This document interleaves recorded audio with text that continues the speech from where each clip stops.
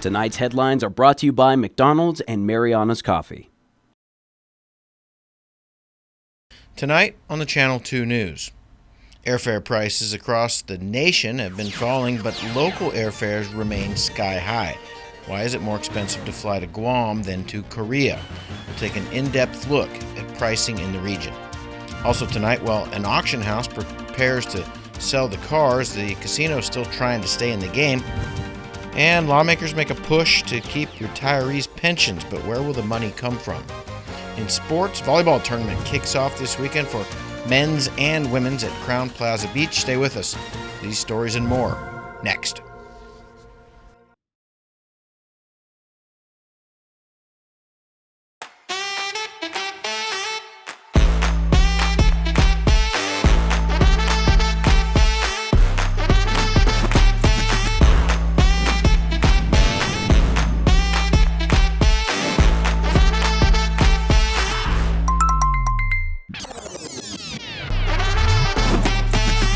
Find a plan that goes with your flow. Get unlimited local talk, text, and data at the most affordable rate with Unlimited Flow Postpaid.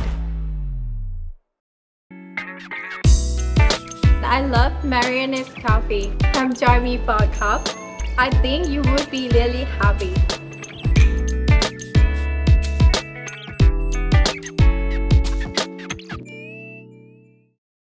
Our new McDonald's Spicy Chicken McNuggets are just the right amount of spicy.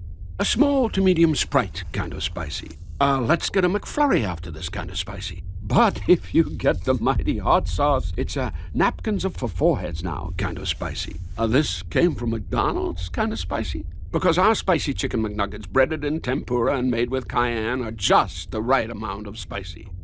Unless you remember what I said about the sauce. Ba-da-ba-ba-ba.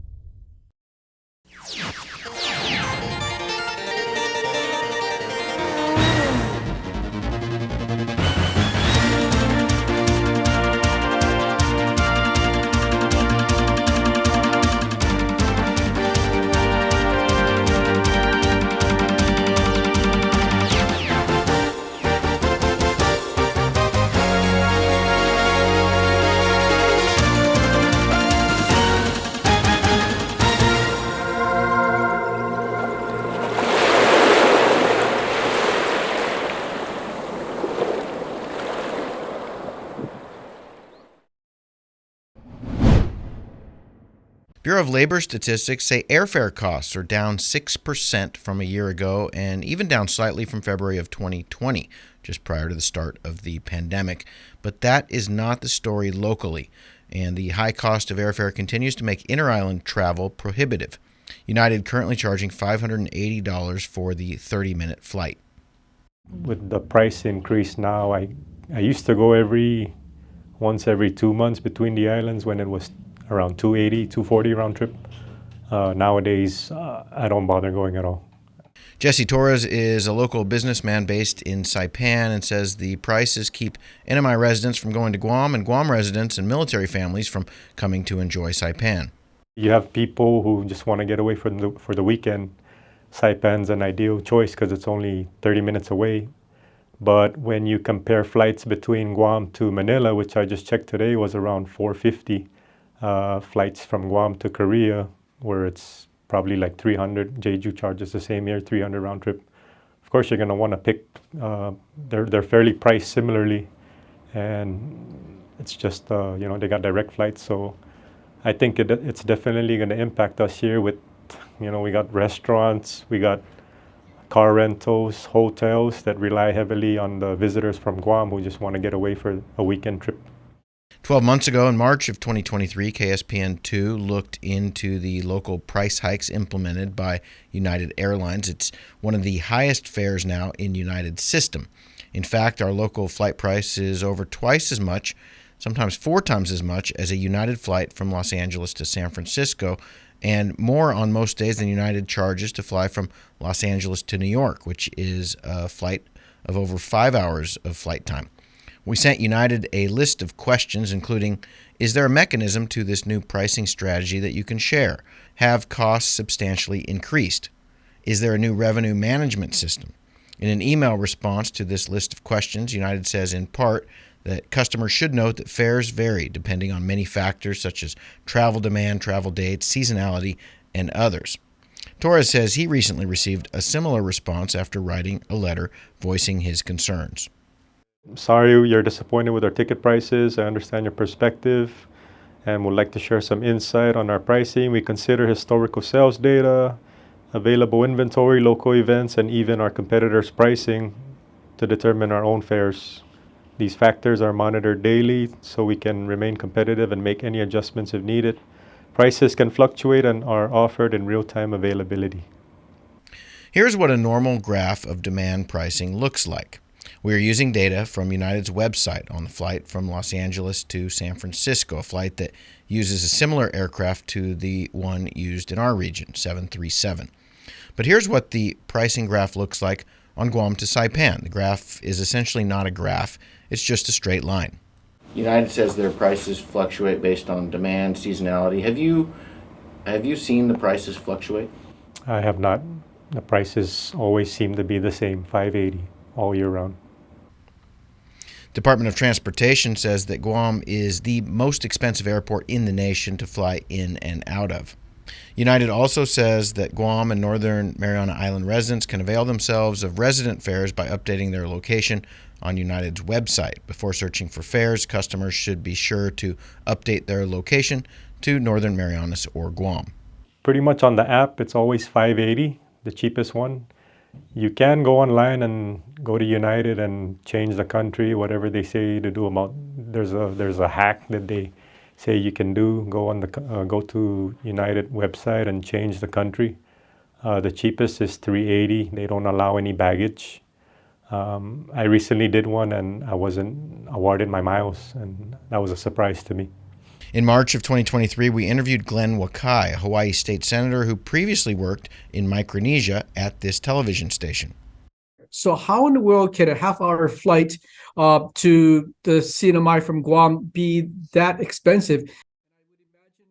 Continental Micronesia previously serviced the route, and in the 90s it was priced at $79 round trip with multiple departures during the day. In 2004, Cape Air joined the route with Continental and offered 5 times daily service, including service to Rota. Prices were $106 round trip. We've brought in Cape Air to augment the Continental service, so we'll be 7 times per day out of Saipan, either direct to Guam or via Rota, and the new introductory fare is only $106 per person.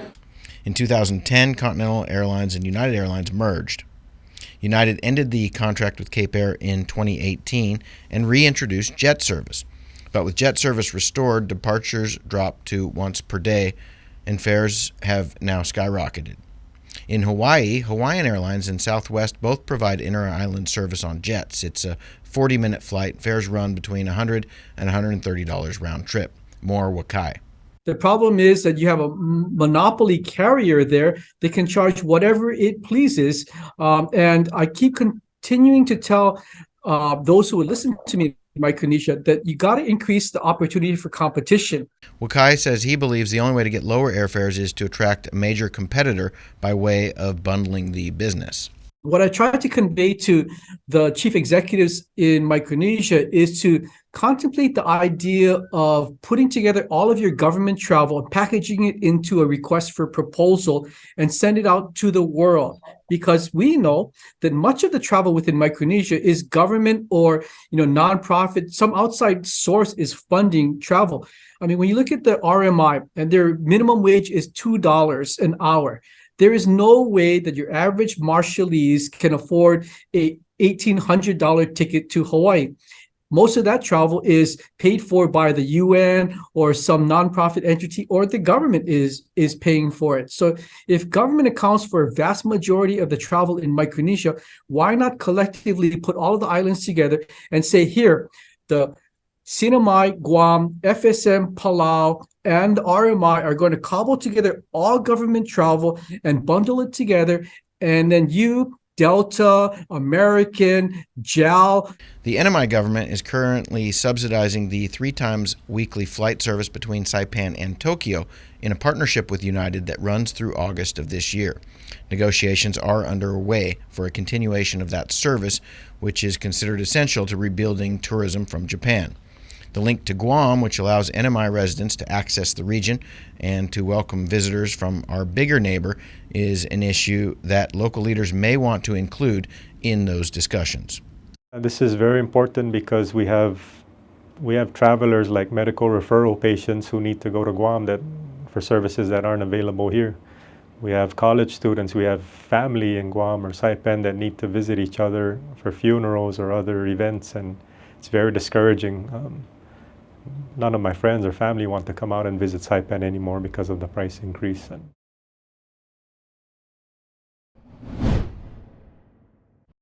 By a unanimous vote, the House of Representatives on Thursday passed a measure that would protect the 25% pay for CNMI retirees' pension. Currently, the governor is using his reprogramming authority to pay the 25%. But the funds are depleting quickly. The bill introduced by Representative B.J. Attel will appropriate $5.2 million of the dividends collected by the Commonwealth Economic Development Authority from the Commonwealth Utilities Corporation to pay the 25% benefit of retirees. As we all know, that the CEDA monies are actually local monies that belong to the 3rd Senatorial District. But after meeting with the administration 2 weeks ago, both the House and the Senate met with the administration, and we are in a really bad financial situation. According to Blas, the money is supposed to build utility infrastructures in the 3rd Senatorial District. But members of the House are assisting the administration in looking for funds that will fulfill its obligation to the people, which is to meet its constitutional obligation to give 25% of its general fund to the public school system, pay their current government employees, and address vendors that need to be paid. The administration, with their power, can actually do an across-the-board cut right now if they so choose to. But with this legislation, we're giving ourselves a piece of that authority to make sure that we assist in producing some sort of financial stability, in this case, the retirees 25%, so that the administration can concentrate its obligation to its current employees and its other obligations. Blas told members that if they don't act on the legislation now, the 25% of retiree pension will be reduced, if not suspended, in the next payroll, which is April 15. That's why we need this legislation passed. And we hope that when it gets to the Senate that they do the same thing. The greatest thing about putting it in a House bill is that every single member in this House and every single member in the Senate will be a part in taking this vote rather than only the 3rd Senatorial District making this decision for everybody else. But we all know that we want to help the retirees at the same time. We don't want to cut further our government employees. The bill now heads to the Senate for their consideration. If passed, it will move on to the governor's desk to be signed into law, and they will be able to reallocate the money to the settlement fund for the next payroll.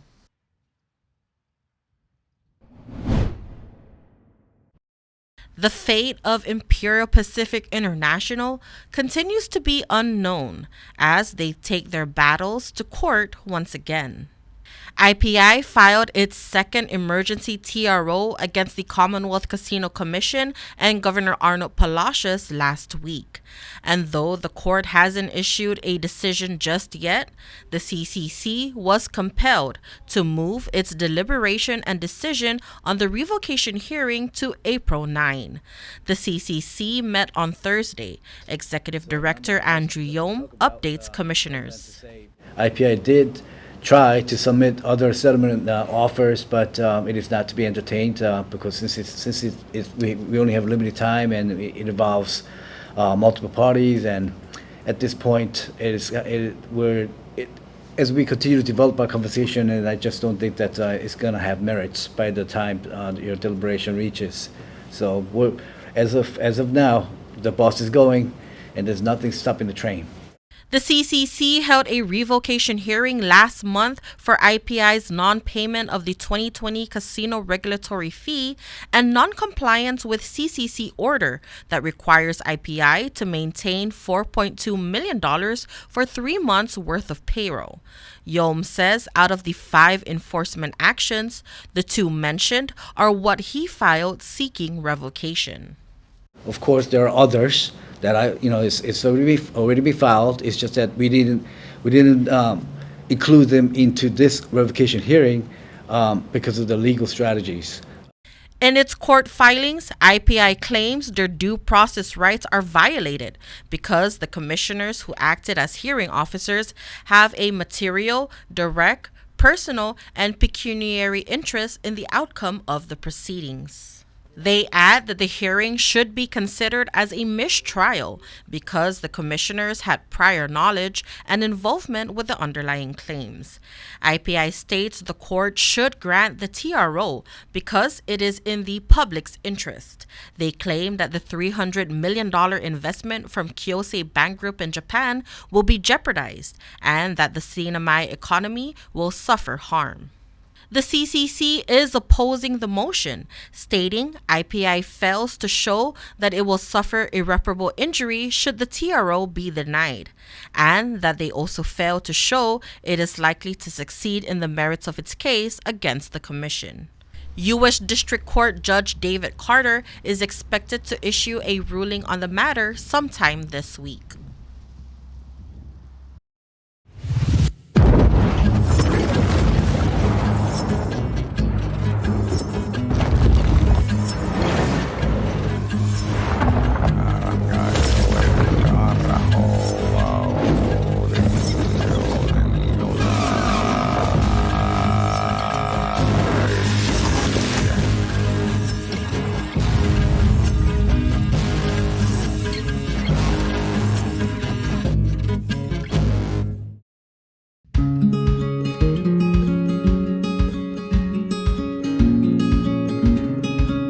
Green sea turtles and hawksbill turtles call the Mariana Islands home. They are an important part of the marine ecosystem. They are under threat, and they are protected under CNMI law. Keep plastic out of the ocean. Keep vehicles off the beach. Use the Sea Turtle Stranding Hotline if you see poaching activities or if you see a turtle in trouble. Call 287-8537 and save a turtle.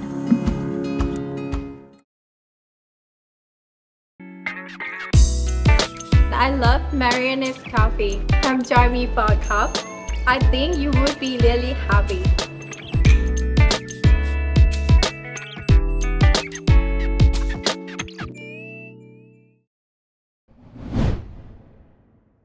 Island officials gathered at the Saipan International Airport, joining the Commonwealth Ports Authority, break ground for the paving of an access road to the Saipan International Airport commuter terminal. Governor Arnold Palacios. We're very happy that CPA is moving forward with at least fixing this commuter road. And, obviously, this is going to be just the beginning of things that CPA is going to make improvements, not only in the Saipan Airport, but also Rota and Tinian. The total project cost is $1.7 million. It's funded by the Bipartisan Infrastructure Law for the Airport Terminals Program through the FAA.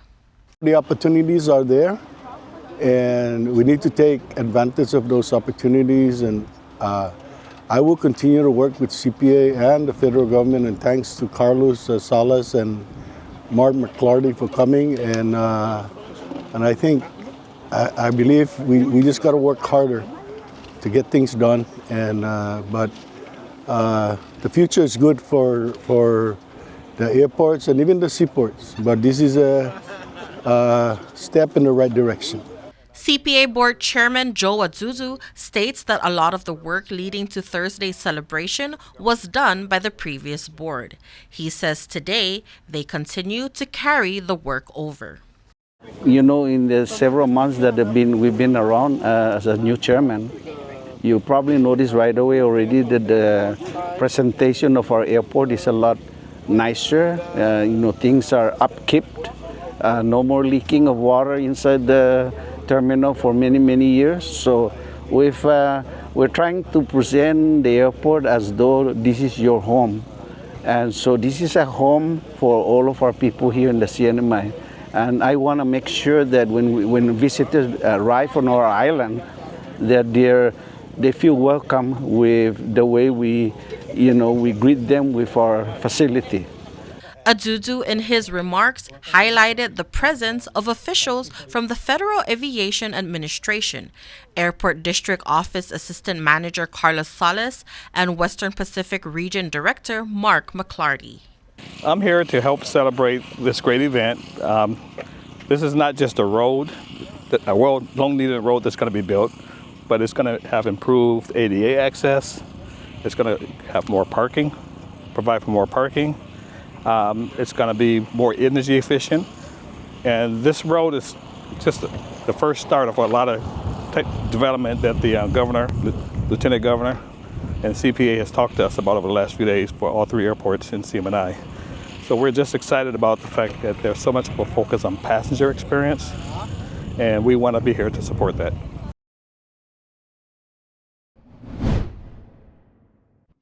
The Saipan Chamber of Commerce invites the community to join their April General Membership Meeting, scheduled for Wednesday, April 3rd, 2024. The GMM will start at 1:30 a.m. and will go on through 1:30 p.m. at the Hibiscus Hall, Crown Plaza Resort, Saipan. Our guest speaker this month is the Commissioner of Education, the new Commissioner of Education, Dr. Lawrence Komatsu. And we also have a member spotlight, Triple J, to share with us their company's initiatives and their plans. And so come on, and it's a good chance to network. Again, whether you're a member or a future member, come and join us, the Crown Plaza, April 3rd, Wednesday. Entrance fees are $35 for chamber members and $40 for future chamber members. Whether you're a chamber member or not, come on down. It's a first-come, first-served basis. Your entrance includes lunch.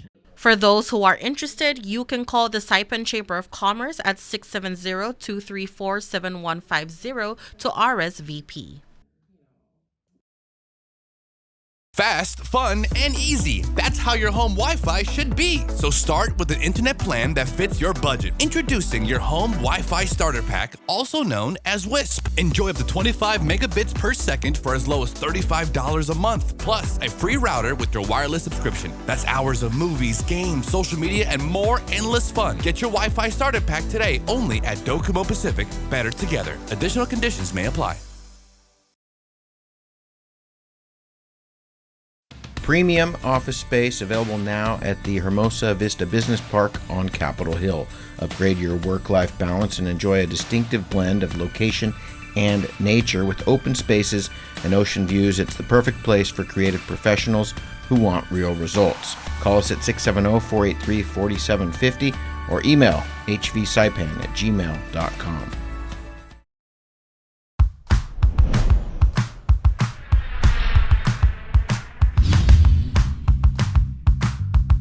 Hi, I'm Dre, one of the personal trainers here at Goat's Gym, and today we're going to show you a Bulgarian split squat, a fantastic lower body exercise that should be a main staple in your training. Now the first thing we want to address is the rear foot placement. Now whether it's toes on or toes off, just find what's comfortable for you. The bigger issue we want to tackle is the height of the box or bench. You see, when you set up on a box or a bench that's too high, that inherently puts an aggressive stretch on the front of your hip. Oftentimes, that sensation will take away from the working leg, the leg that's on the floor. And when you start to add load in this faulty position, you're bound to run into some problems, particularly if you got some mobility restrictions. So Jamila's gonna set up. She's gonna descend with control, and from there, just stand tall.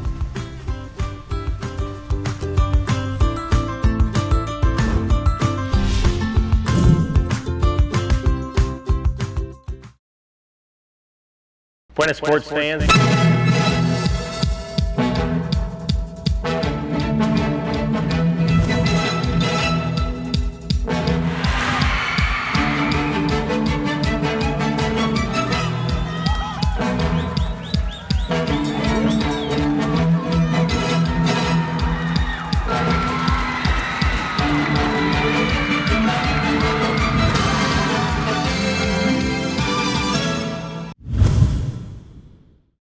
It's volleyball action this weekend in the Northern Marianas. There's going to be some bumping, some passing, some spiking, some setting, and some great overall action as the Volleyball Association presents King and Queen of the Court at Crown Plaza Courts.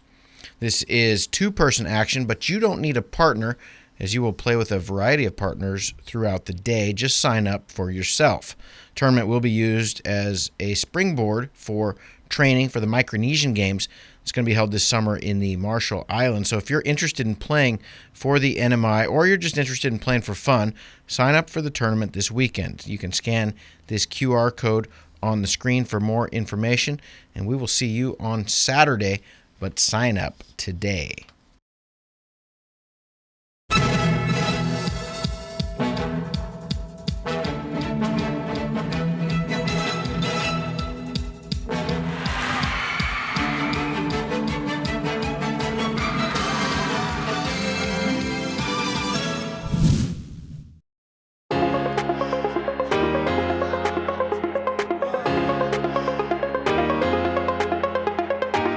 Hey, golfers, come north and practice your game at the Marianas Driving Range. New Year's local specials. 10-piece coupon books available for just $60. That's a $10 savings. Want to get really good? Come work on your swing every day for just $99 per month. It's our practice pass and you're going to love it. Grab your passes and go straight to the range. You can social distance and chip all at the same time, and the views are free. Reserve now at marianastrekking.com. You can pay online, open 7 days a week.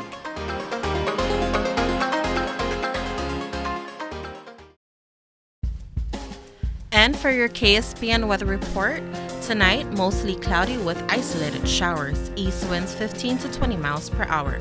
Low 76, any chance of showers is at 20%. Tomorrow, breezy during the day, partly cloudy with isolated showers. East winds 15 to 25 miles per hour. Highs 88, low 77, and your chance of showers is at 20%. For your marine forecast, moderate to fresh straight winds with strong gusts are occurring over the Marianas waters. It's expected to continue through midweek. Winds could become fresh to strong for a brief period Wednesday before decreasing a bit for the end of the week.